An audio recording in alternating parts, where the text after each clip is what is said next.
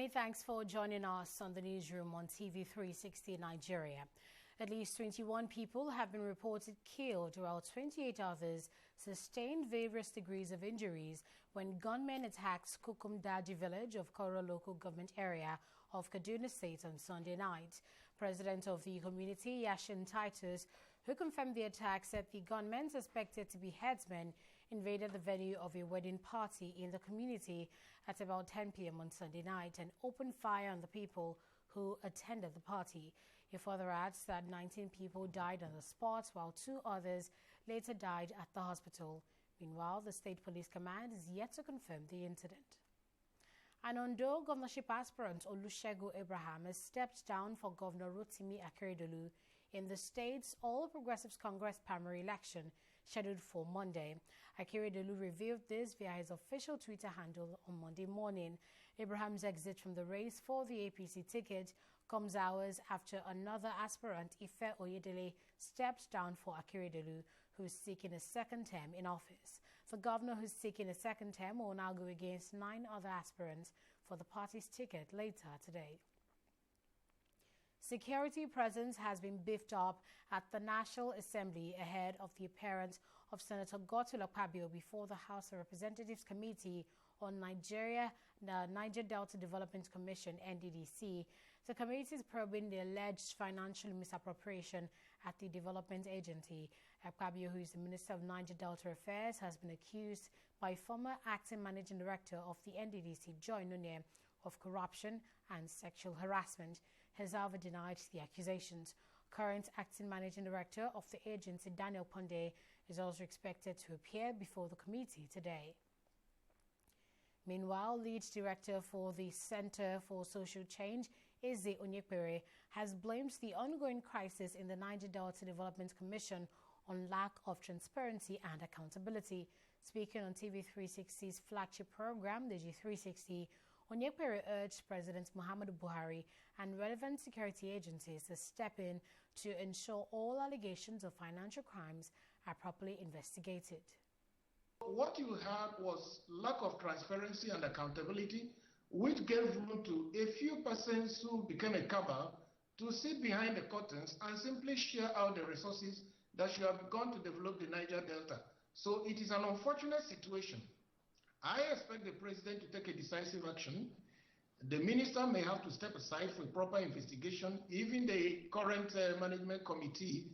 And then the allegations against members of the National Assembly, I expected those who accuse them to bring out the specifics. And with those specifics, it will now be up to the committee, because the committee is not just made up of the chairman, to take a decision whether the chairman should step aside or otherwise. The chairman of the committee, considering the principles of natural justice, should step aside. He is not the only member of that committee. There could be more than 20 of them. Somebody else could take his position so that they can listen to the evidence of the NDDC, and also in the constitution recuse himself, so that other persons can take that decision, which is seen to be fair and just. So like I said before, all of them that are involved, this is a duty that the EFCC, ICPC, and sundry law enforcement agents should be interested in to get to the root of this matter. Because I even watched one of their students who was said to be enjoying scholarship in the UK complaining bitterly that for over a year their school fees have not been paid. No money has been made available to them, and the universities are almost throwing them out of the school. So it's not just in one area alone. If all the money due to NDDC have been properly invested in the communities in the Niger Delta, maybe the agitations we are still getting today would have been a thing of the past. So it's an unfortunate scenario. The Nigerian Air Force has denied any cover-up in the death of flying officer Tolulope Arotile. The force has also revealed that it will hand over the driver and 2 other occupants of the car that ran over the late airwoman to the police for investigations. Following Arotile's death, her family and groups, including the Yoruba socio-political group Afenifere, had called for an investigation into her death. The Nigerian Air Force, being a highly professional and disciplined organization, would not want to join issues with any individuals or groups regarding the spurious allegations of foul play espoused in some quarters.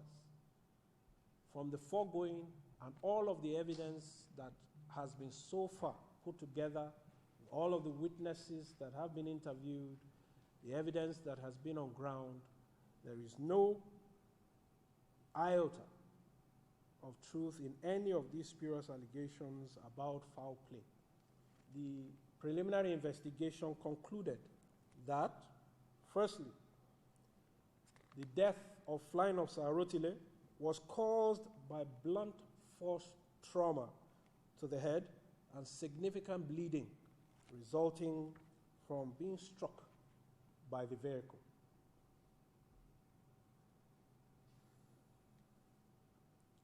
Being a civil case, that's the second point, the matter will subsequently be handed over to the Nigerian police with a view to conducting further investigations and charging the suspects to court in accordance with extant laws. We're going to break here and we'll be right back. Do stay with us.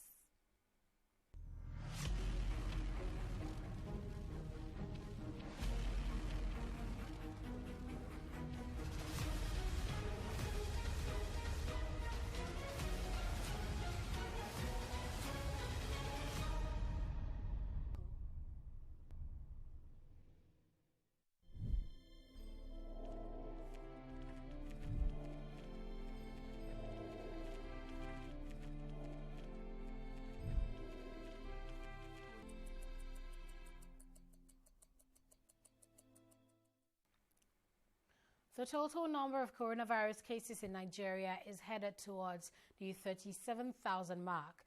This follows the confirmation of 556 new infections by the Nigeria Center for Disease Control.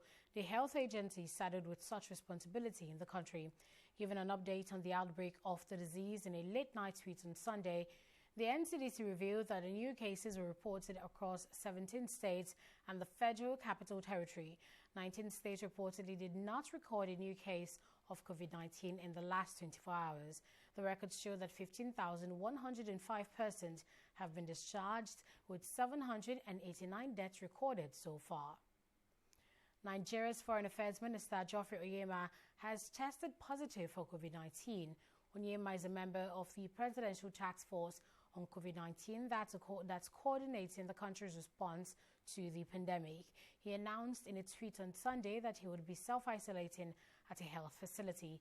Meanwhile, President Muhammadu Buhari has wished him a quick recovery. Speaker of the Benue State House of Assembly, Titus Obah, has tested positive for COVID-19. The Chief Press Secretary to the Speaker, Lubim Tiab, says samples from Obah and 4 Assembly members were taken by the Nigeria Center for Disease Control. Tiab's household was tested, however, only the Speaker and his last son tested positive for the virus. He has now gone into isolation at an undisclosed health facility and asked all who might have come in contact with him within the last week to submit themselves for tests. The president of the Bolivian Football Federation, Cesar Salinas, has died on Sunday after being hospitalized with COVID-19 earlier this month.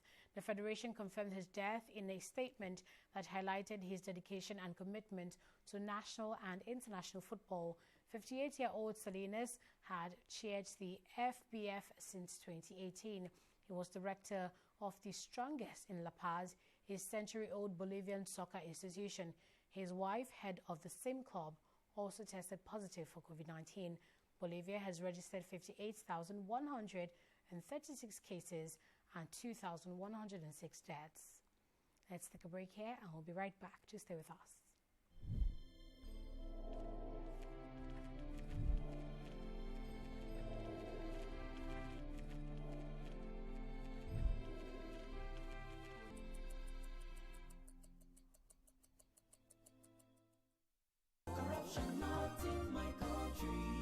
Hello?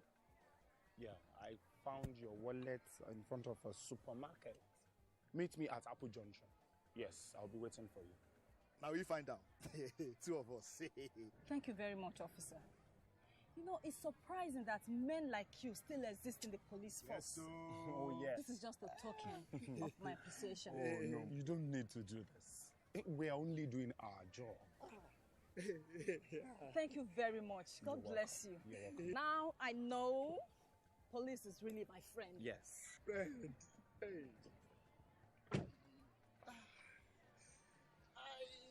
Okay, which came up with this one? I don't understand. You know your problem. You are greedy. I'm a policeman who is doing his job. All forms of corruption in the force. Not in my country. Corruption not in my country. Oil prices dropped on Monday. This is amid concerns that a recovery in fuel demand could be derailed by a rise in the pace of COVID-19 infections around the world. Brent crude was down 36 cents at $42.78 a barrel after dropping slightly last week. U.S. oil was off by 34 cents at $40.25 a barrel after gaining 4 cents last week. 2 soldiers have been confirmed dead with 2 others injured after a Dutch Army helicopter crashed into the Caribbean Sea shortly after takeoff from the Netherlands Antilles Islands, Aruba. The Netherlands Defense Ministry said the chopper was on its way to neighboring island Curaçao in Sunday afternoon after a routine coast patrol when it plunged into the sea off the coast of Aruba. The cause of the crash was not immediately clear, but a Coast Guard helicopter and Dutch military divers have been dispatched to find the aircraft's black box. However, the search might be made more difficult by strong winds, currents and large waves. Borussia Dortmund have signed English teenager Jude Bellingham on a long-term contract from Championship club Birmingham City. The German club announced this in a statement released on Monday. Bellingham, who was midfielder for Championship club Birmingham City, made his senior debut in August 2019. He scored 4 goals in 43 appearances and in all competitions for Birmingham in 2019 to 2020. And they will likely make his final outing for the club when they come up against Derby on the final day of the 2019 to 2020 AFL Championship season. And that's the update around the world on the newsroom. Thanks for watching.